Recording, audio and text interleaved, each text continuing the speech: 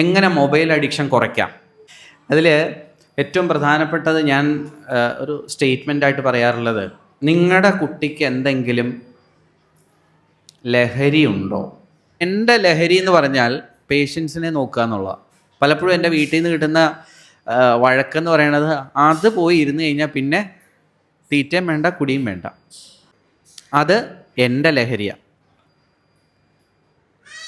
പരദൂഷണം പറയണത് ഒരു ലഹരിയല്ലേ നമുക്ക്?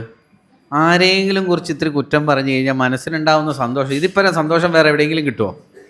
ഇങ്ങനെ നമ്മുടെ കുട്ടിക്ക് എന്താ ലഹരി എന്ന് കണ്ടുപിടിക്കാൻ പറ്റണം. നമ്മുടെ ഓരോ കുട്ടിയുടെയും ലഹരി കണ്ടുപിടിക്കാൻ സാധിച്ചാൽ അതിനെ പരിപോഷിപ്പിക്കുക എന്നുള്ളതാണ് ആദ്യം വേണ്ടത്. നമ്മൾ തിരഞ്ഞെടുക്കണം എൻ്റെ കുട്ടിയുടെ ലഹരി എവിടെയാണ്. ഇപ്പോൾ എൻ്റെ മോനെ സംബന്ധിച്ച് അവൻ മൃദംഗം പഠിക്കുന്നുണ്ട്, പക്ഷെ അവൻ്റെ ലഹരി എന്ന് പറയുന്നത് ഫുട്ബോളാണ്. മൃദംഗം ഞങ്ങൾ പറഞ്ഞിട്ട് പോയി ചേർന്നതാണ്, പക്ഷെ അവൻ്റെ ലഹരി ഫുട്ബോളാണ്. ഞാൻ പറഞ്ഞത്, ആ ലഹരിയിൽ എത്രമാത്രം അവൻ ഡീപ്പാവുന്നോ അല്ലെങ്കിൽ അഗാധമായിട്ട് പോകുന്നോ മറ്റ് ലഹരിയിലേക്ക് പോവാതിരിക്കും. ഇത് മാറ്റിയെടുക്കാൻ നമുക്ക് പറ്റിയില്ലെങ്കിലാണ് നിങ്ങൾ തമ്മിലുള്ള ഇരിപ്പ് വശം നേരെ അല്ലാതാവുന്നത്. അപ്പോൾ ഇന്ന് മുതൽ 1.5 മണിക്കൂർ വീട്ടിൽ മൊബൈൽ ബന്ദ് സമയം. എത്ര മണി മുതലാണ്? സാധാരണഗതിയിൽ ഒരു 7 തൊട്ട് 8:30 വരെ. നിങ്ങളും മൊബൈൽ എടുക്കുന്നില്ല, കുട്ടി എടുക്കുന്നില്ല. ഒരു 8:30 മുതൽ 9 മണി വരെ അരമണിക്കൂർ മൊബൈൽ ടൈം. ഇങ്ങനെ എഴുതി വെക്കാൻ പറ്റുമോ? ഇത് എഴുതി വെക്കണം കേട്ടോ, മനസ്സിലല്ല. ഞാൻ ഈ പറയാൻ പോകുന്ന കാര്യങ്ങൾ മുഴുവൻ കുട്ടിക്കൊരു ചാർട്ടാക്കി വീട്ടിൽ ഒട്ടിച്ച് വെക്കണം. കാരണം പല സാധനങ്ങളും നമുക്കൊരു വിഷ്വൽ റിസപ്ഷനാണ് നമുക്കുണ്ടാവുക. ചിലത് ഓഡിറ്ററി റിസപ്ഷൻ ഉണ്ടാവും, ചിലതൊക്കെ പറഞ്ഞാൽ കേൾക്കണവരുണ്ടാവും, ചിലർ കണ്ട് മനസ്സിലാക്കി ചെയ്യുന്നവരുണ്ടാവും. അപ്പോൾ അതുകൊണ്ട് വീട്ടിൽ പോയിട്ടൊന്ന് എഴുതി ഒരു ചാർട്ട് എഴുതി വെക്കുക. 7 തൊട്ട് 8:30 വരെ ഇനി ഈ വീട്ടിൽ മൊബൈൽ ബന്ധാണ്.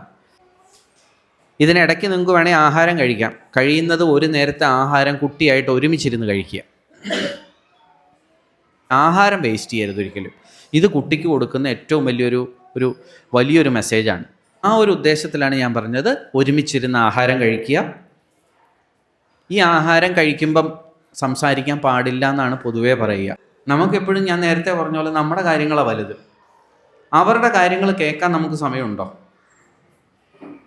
കേൾക്കാൻ സമയം കൊടുക്കണം. അത് ഈ പ്രായത്തിൽ കൊടുത്തെങ്കിലേ ഹൈസ്കൂൾ ആവുമ്പോഴും അവർ എന്തെങ്കിലും ക്ലാസ്സിൽ നടക്കുമോ, അവർക്ക് മറ്റെന്തെങ്കിലും ഒരു ഇടപെടൽ ഉണ്ടായാൽ നിങ്ങളോട് ഒന്ന് പറയുള്ളൂ. ഇത് പറയണ്ടേ? ഇത് ഹൈസ്കൂളിലാണോ പറഞ്ഞു പഠിപ്പിക്കേണ്ടത്? ഇത് വീട്ടിൽ നിന്നേ തുടങ്ങണം. ഇത് പറയാനായിട്ടുള്ളവർക്ക് ധൈര്യവും ഉണ്ടാവണം. അതൊരു വീട്ടിലെ ഒരു കൾച്ചറായിട്ട് മാറണം.